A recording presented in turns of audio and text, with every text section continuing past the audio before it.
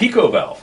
When we introduced the univalve, which is switchable from 15 watts down to about 5 watts, the idea was to have a single output tube guitar amp, low power for studio rehearsing and small gigs, that could take any power tube you could possibly want to put in it, that's within the normal octal 6L6, 6V6, EL34 family.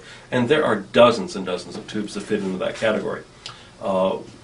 We looked very deeply into the needs and requirements of self-biasing circuits, so that we could design an amplifier that really could take just about anything you might happen to want to put into it, and made it so bloody bulletproof that you could find an old tube in a dumpster, wash off the banana peels and coffee grounds, and stick it in the amp, and even if it happened to be shorted, all you do is blow a fuse.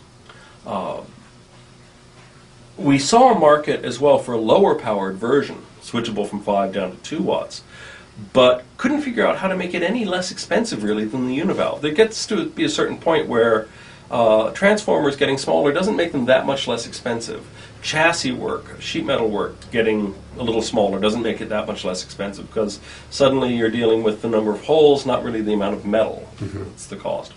And so when the Jet City guys approached me and wanted to have an amplifier to make as a Jet City designed by Andy Marshall and THD, the Pico valve was immediately what popped to mind, because having it made carefully and by a good group in China, quality controlled well, was the one way to make a lower powered amplifier that was dramatically less expensive than the univalve.